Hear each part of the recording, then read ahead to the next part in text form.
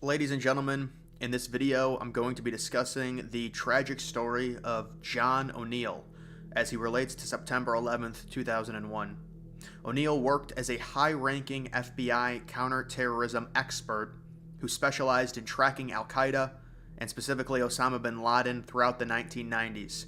He was one of the earliest and most vocal voices warning against a potential bin Laden attack in the United States in the late 1990s.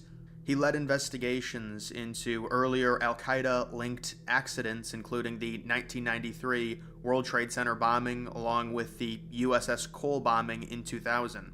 He joined the FBI in the 1970s and steadily rose through the ranks, quickly becoming FBI's top expert. In the 1990s, O'Neill grew increasingly frustrated with the constant infighting and the lack of information sharing between intelligence agencies in regards to the FBI and the CIA in specific, something that foreshadows the intelligence problems between the two agencies leading up to September 11th, as both the FBI and CIA were tracking several hijackers in the United States but didn't share intelligence on them.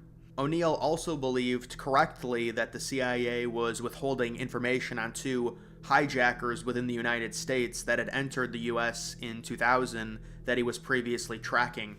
O'Neill had initially a big role in the investigation of the USS Cole, which happened in October of 2000, just a little under a year before 9/11 in Yemen. A small boat that was laced with explosives rammed into the side of the USS Cole as it was refueling that cost 17 American sailors their lives. The initial investigations suspected that al-Qaeda was to blame, hence O'Neill's presence. However, when O'Neill flew to Yemen, the US ambassador refused to cooperate with him, and it got so ugly that she effectively barred O'Neill from Yemen, pulling him off the USS Cole investigation, which didn't make any sense considering his expertise.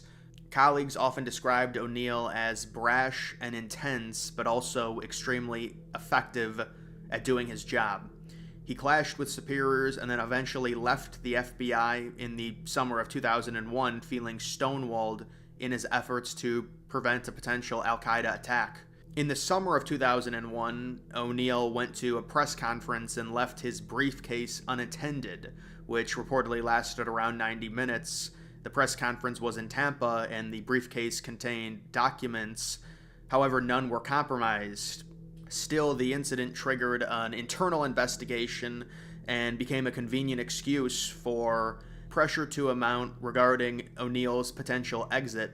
O'Neill eventually resigned in August of 2001 after the briefcase incident and also being exhausted from the lack of cooperation within the government as it relates to al-Qaeda.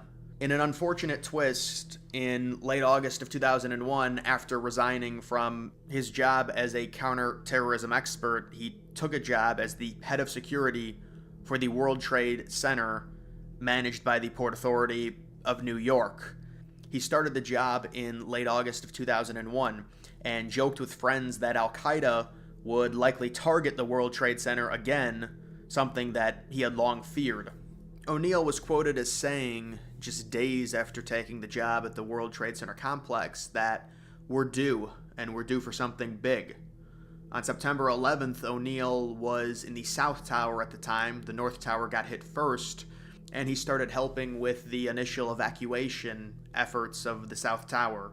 He was last seen re-entering the South Tower to help others evacuate. He eventually died when the building collapsed just before 10 a.m., and his body was recovered in the ruins.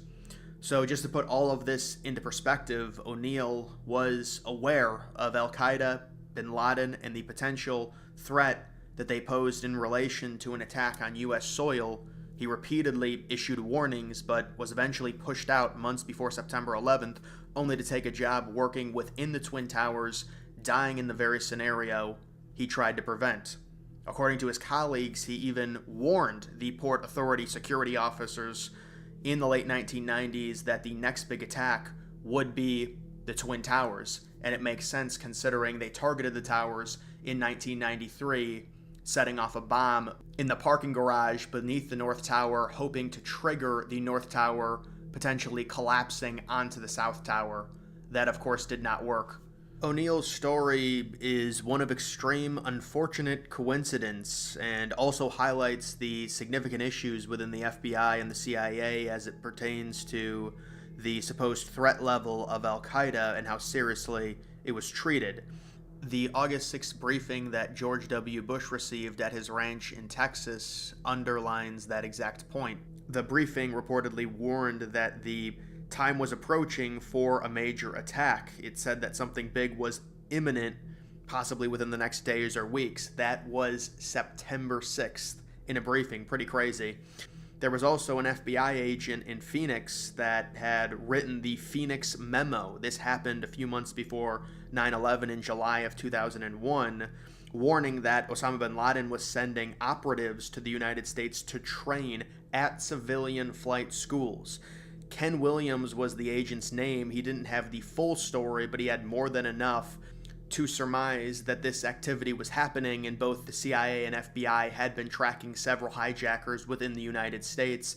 The CIA originally began tracking 2 of the hijackers. They would be classified as the muscle hijackers in early 2001, and the FBI picked up on those same hijackers in mid-2001. Obviously, when something as catastrophic as September 11th happens, there's going to be a lot of revisionist history and a lot of missed opportunities by intelligence agencies. Whether or not the FBI stonewalling O'Neill had an effect on September 11th happening, it certainly had an effect on his presence within the Twin Towers as head security. They basically forced him out because he was obsessed with al-Qaeda, only for him to die indirectly at the hands of al-Qaeda. Thank you for watching. Don't forget to like, subscribe, and follow. Check out our other videos as well. It really helps us a lot. Thanks again.